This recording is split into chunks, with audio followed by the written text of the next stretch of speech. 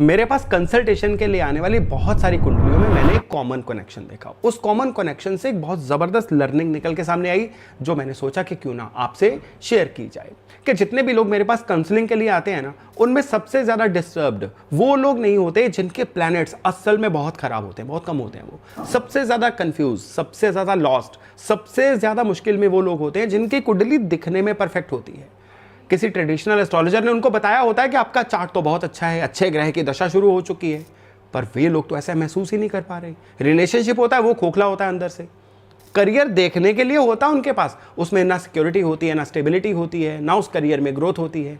यानी दिखने में सब कुछ, लेकिन असल में उनके जीवन में कोई ग्रोथ नहीं हो रही होती। तो भाई ये विरोधाभास क्यों होता है? क्यों सबसे अच्छे प्लैनेट भी कभी कभी आपका बुरा कर देते हैं? एस्ट्रोलॉजी में हमें एक सिंपल सा फॉर्मूला दे दिया गया कि शुभ ग्रह अच्छा फल देते हैं, पाप ग्रह बुरा फल देते हैं। असल में ये दिया नहीं गया, हमने अपनी सुविधा अनुसार बना लिया ब्लैक एंड व्हाइट में। क्यों? क्योंकि ये अंडरस्टैंड करने में ये फॉर्मूला बड़ा आसान होता है। पर भाई जिंदगी कभी भी इतनी सिंपल तो होती नहीं। हमें लगता है कि प्लैनेट एक गिफ्ट है जो मिला है, लाइक अ ब्लेसिंग जो आसमान से बरसी है।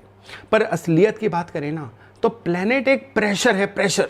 ये एनर्जी का प्रेशर है। सोचिए, अगर आपके घर में अचानक से बहुत ज़्यादा पानी आ जाए, प्रेशर आ जाए, तो क्या होगा? पहले तो भाई पाइपें फट जाएंगी, सब जगह पे पानी पानी भर जाएगा, तबाही मच जाएगी, घर की चीज़ें खराब हो जाएंगी। एग्जैक्टली यही होता है कि जब स्ट्रॉन्ग प्लैनेट होता है और आप उस प्रेशर को हैंडल नहीं कर पाते। इसको एक एग्जाम्पल से समझते हैं। एक आदमी था, जुपिटर उसकी कुंडली में बड़ा स्ट्रॉन्ग, 10th हाउस में, उच्च राशि में, परफेक्टली प्लेस्ड, करियर अच्छा, रेपुटेशन अच्छी, लोगों का रिस्पेक्ट, सब कुछ प्रोफेशनली बहुत सही था। 35-36 की एज तक सब कुछ स्मूथ चल रहा था, उसका व्यापार भी एक्सपेंड हो रहा था। पर फिर एक डिसीजन ले लिया इन्वेस्टमेंट में, बहुत बड़ा और रिस्की डिसीजन। लोगों ने रोका, एडवाइजर ने भी रोका, भाई रुक जाओ थोड़ा सा, लेकिन उसने नहीं सुना। क्यों? क्योंकि जुपिटर स्ट्रांग था। और जुपिटर क्या करता है? जुपिटर कॉन्फिडेंस देता है, एक्सपेंशन देता है, फेथ भी तो देता है। उसको लग रहा था कि मैंने पहले भी तो सही फैसले लिए हैं, मैं तो गलत हो ही नहीं सकता, अपन पे तो भगवान की कृपा है। पर वो ये नहीं समझ पाया कि कॉन्फिडेंस और ओवर कॉन्फिडेंस में बस एक पतली सी लाइन होती है। और जुपिटर स्ट्रांग होने का मतलब ये नहीं है कि आप कभी गलत नहीं हो सकते। इसका मतलब होता है कि जब आप गलत होते हो ना, तो फिर इसका स्केल भी बहुत बड़ा हो सकता है। हुआ क्या? इन्वेस्टमेंट डूब गई, बिजनेस में हैवी लॉस, पर सबसे बड़ा लॉस उसकी अपनी जजमेंट से उसका विश्वास ही उठ गया। अब देखो, जुपिटर ने क्या गलत किया? कुछ भी नहीं। जुपिटर ने तो उसे वही दिया जो उसको देना था, कॉन्फिडेंस, एक्सपेंशन, फेथ। पर जो जुपिटर नहीं दे सकता वो है कॉशन, ये विजडम कि मुझे सब कुछ नहीं पता, मुझे इधर उधर से भी सीखने की जरूरत है। ये तो खुद समझना पड़ेगा ना। तो यहां पे समझने वाली बात यह है कि प्लेनेट आपको एक डायरेक्शन में धकेलता है फोर्सफुली, चाहे आप रेडी हो या नहीं हो। शुक्र स्ट्रांग है तो आप अट्रैक्ट करोगे, पर क्या आप जानते हो कि ये जेन्युइन प्यार है या नहीं है? ये शुक्र नहीं बताएगा।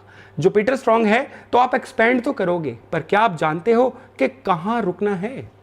चंद्रमा स्ट्रांग है तो आप फील तो जरूर करोगे, फीलिंग देता है ना, पर क्या आप जानते हो कि अपनी फीलिंग्स को सही दिशा कैसे देनी है? प्लैनेट पावर देता है, पर वो कोई यूजर मैनुअल नहीं देता जिसको पढ़ के आप उस पावर को सही यूज कर सको। और जब आप एक पावरफुल कार चलाते हो ना, बिना सीखे, बिना किसी मैनुअल के, तो कार कई बार स्पीड तो ले लेगी, लेकिन एक्सीडेंट भी करवा सकती है। अब एक बड़ा अनकंफर्टेबल सा ट्रूथ, एक कड़वी सच्चाई, कि जो प्लैनेट आपको सबसे ज्यादा कंफर्ट देता है ना, यही प्लैनेट आपको सबसे ज्यादा स्टक भी कर सकता है।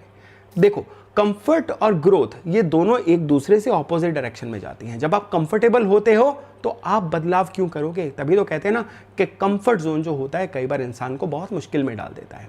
आपकी एक नौकरी है, अच्छी सैलरी है, अच्छा डेजिग्नेशन है, वर्क लाइफ बैलेंस भी ठीक है, बॉस भी सपोर्टिव है, ऑफिस कल्चर भी ठीक ठाक है, पर अगर आपके अंदर एक फीलिंग है कि यार ये मेरा पैशन नहीं है, मैं तो कुछ और करना चाहता था, और संडे को आप सोचते हो कि सोमवार से पक्का मैं सीरियस हो जाऊंगा, चेंज करूंगा, रिस्क लूंगा, और मंडे आता है और आप फिर वीसी ऑफिस में चले जाते हो। क्यों? क्योंकि वो आपका कंफर्ट जोन बन चुका है, वहां पे आप सेफ फील करते हो, वहां का माहौल आपको पता है। एग्जैक्टली यही होता है प्लैनेट के साथ। वीनस अगर स्ट्रांग है ना, रिलेशनशिप ईजी बन जाती है, अट्रैक्शन जो है ये इजीली हो जाता है, आपकी जो केमिस्ट्री होती है ना पार्टनर के साथ, वो क्विकली डेवलप हो जाती है।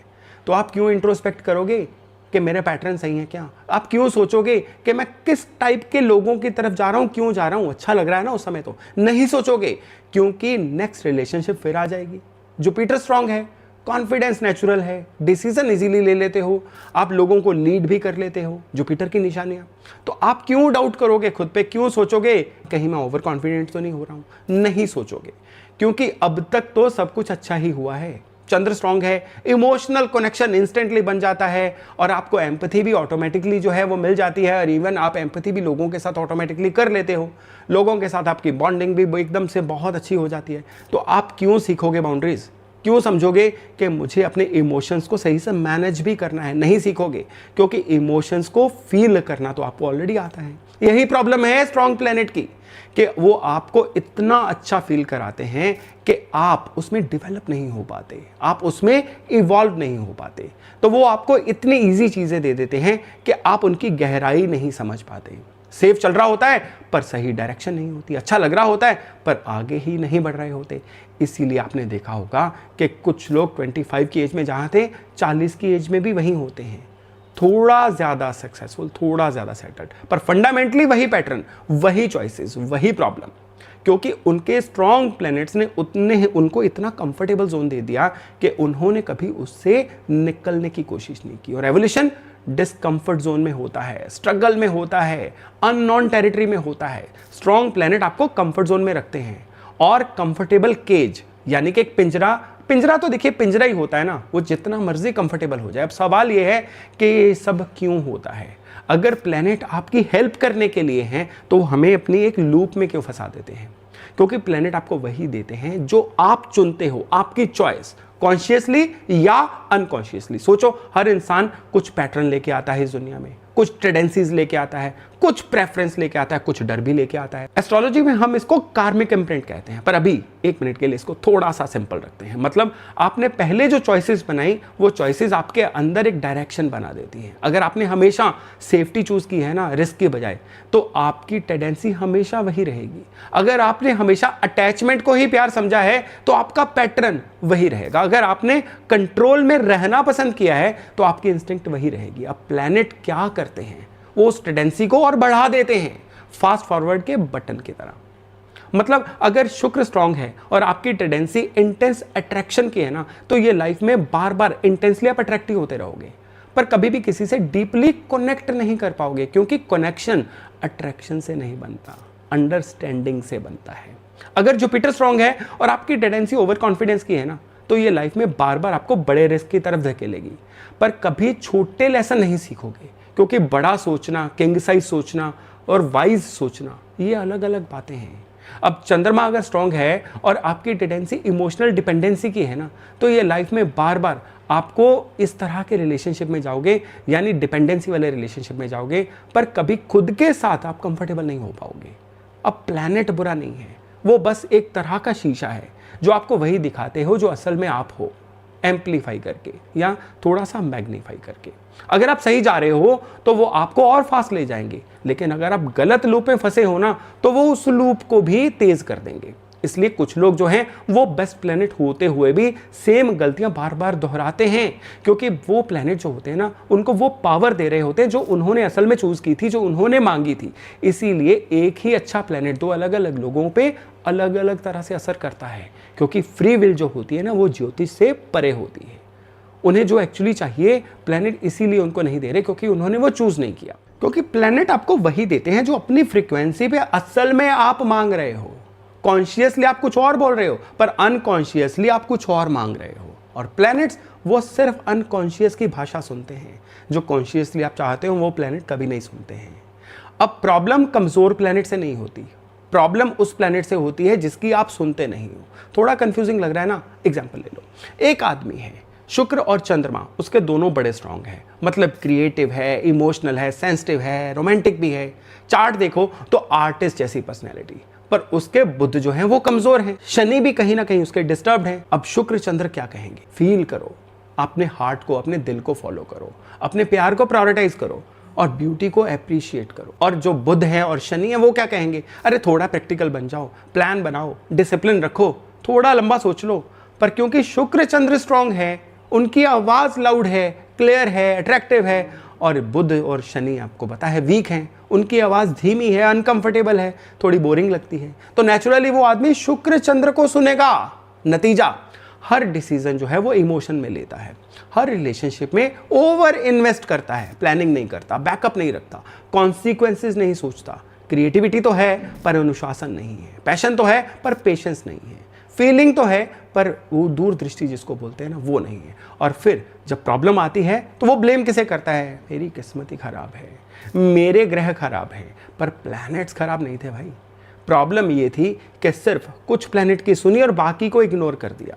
ये एस्ट्रोलॉजी का सबसे गहरा सच है।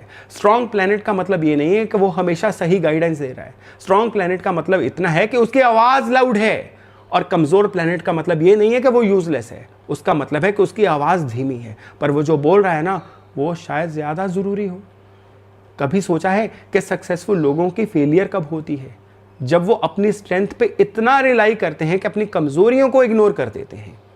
एक व्यापारी होता है, जुपिटर स्ट्रॉन्ग, कॉन्फिडेंट है, एक्सपेंशन में बिलीव करता है, पर शनि कमज़ोर है, उसके अंदर स्ट्रक्चर नहीं है, पेशेंस नहीं है, कॉशन नहीं है, तो वो एक्सपेंड तो करता चला जाता है पर बिना किसी भी बुनियाद को मजबूत किए हुए। और एक दिन जब सब गिर जाता है ना तो फिर वो परेशान होता है। एक आर्टिस्ट है, उसका शुक्र स्ट्रांग है, क्रिएटिविटी है, ब्यूटी सेंस है, पर बुध वीक है, प्रैक्टिकल थिंकिंग नहीं है, मनी मैनेजमेंट नहीं है, तो वो आर्ट बना रही है पर सस्टेन नहीं कर पा रही। और एक दिन क्या होता है, उसको कॉम्प्रोमाइज करना पड़ता है। वो कहते हैं जी आर्ट का तो कोई फ़ायदा नहीं है क्योंकि इसमें कोई ज़िंदगी में जीने का ज़रिया नहीं बनता है। जबकि असली ग्रोथ जो है ना वो अपनी वीकनेस को एक्नॉलेज करने से होती है। इसीलिए जो कामयाब लोग हैं ना वो कई बार अनहैप्पी होते हैं। इसीलिए सब कुछ होते हुए भी लोग थोड़ा खाली महसूस करते हैं। इसीलिए प्लैनेट होते हुए भी, अच्छे प्लैनेट होते हुए भी ज़िंदगी जो है ना ये अटकी हुई लगती है। प्लैनेट्स ने ऑप्शन दिए पर क्लैरिटी प्लैनेट्स नहीं देते हैं। प्लैनेट्स ने कामयाबी दी लेकिन प्लैनेट सेटिस्फेक्शन नहीं देते हैं। और सबसे इंपॉर्टेंट, प्लैनेट ने वो दिया जो हमने मांगा पर वो नहीं दिया जो असल में हमें चाहिए था। सोचिए, अगर आप अनकॉन्शियसली वैलिडेशन चाहते हो ना, वीनस दे देगा, अट्रैक्शन मिलेगा, अटेंशन मिलेगा, एडमायर भी हो जाओगे, पर क्या आपको वैलिडेशन चाहिए था? नहीं।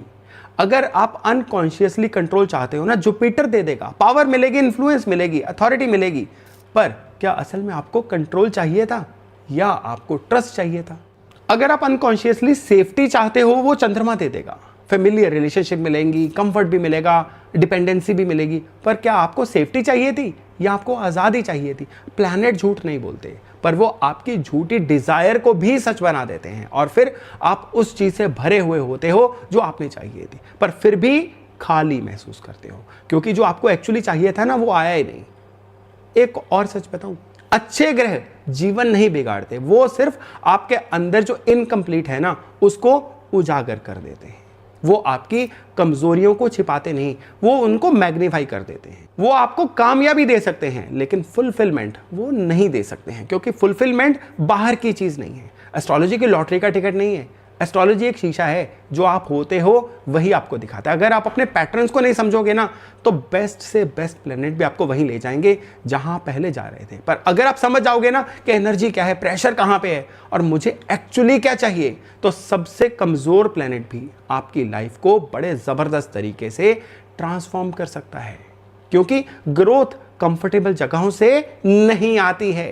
ग्रोथ वहां से आती है जहां आप अटकते हो, जहां आप स्ट्रगल करते हो, जहां पर रुक के सोचने पे मजबूर होते हो। इसलिए कभी कभी आपका जो वीक प्लेनेट होता है ना वो आपका सबसे बड़ा टीचर बन जाता है क्योंकि वही आपको कॉन्शियस बनाता है, वही आपको अवेयर बनाता है।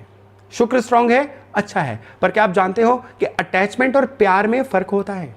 जुपिटर स्ट्रांग है, अच्छा है, पर आप जानते हो कि कॉन्फिडेंस और बुद्धिमत्ता ये दो अलग अलग चीजें हैं। चंद्रमा स्ट्रांग है, अच्छा है, पर क्या आप जानते हो कि फील करना और कंज्यूम होना ये दो अलग अलग चीजें हैं। प्लैनेट एनर्जी देता है पर उस एनर्जी को यूज कैसे करना है ये आपको सीखना पड़ता है, कॉन्शियसली, डेलिब्रेटली, बुद्धिमत्ता से। एस्ट्रोलॉजी का रियल पर्पस ये नहीं है कि ये प्लैनेट स्ट्रांग है तो लाइफ सेट है। एस्ट्रोलॉजी का रियल पर्पस है कि ये एनर्जी है, अब आप इसे कैसे अलाइन करोगे अपनी एक्चुअल जरूरतों के साथ। अलाइनमेंट, अवेयरनेस और कॉन्शियसली जीना, ये असली एस्ट्रोलॉजी है। तो अगली बार जब आप अपनी कुंडली देखो तो ये मत पूछो कि कौन सा ग्रह मजबूत है, ये पूछो मैं किस ग्रह की आवाज सुन रहा हूं और क्यों। ये पूछो कि मेरे स्ट्रॉन्ग प्लेनेट मुझे कहां लेके जा रहे हैं और क्या वो यही जगह है मैं जहां जाना चाहता हूं। ये पूछो कि मेरा कमजोर प्लेनेट मुझे क्या सिखाने की कोशिश कर रहा है, क्योंकि शायद सवाल ये नहीं है कि कौन सा ग्रह अच्छा है, तो सवाल यह है कि क्या आप उस ग्रह के लिए रेडी हो? तो दोस्तों, ये थी मेरी एक छोटी सी कोशिश आपको ग्रहों के अच्छे और बुरे के बीच में फ़र्क समझाने के लिए। अगर आपको लगता है कि ये जानकारी आपके काम आई है तो कमेंट्स में बताना मत भूलिएगा। चलिए अभी वाणी को विराम देता हूं और वायदा करता हूं बहुत जल्द नए टॉपिक के साथ मिलने का। तब तक अपना खूब ध्यान रखिएगा। नमस्ते।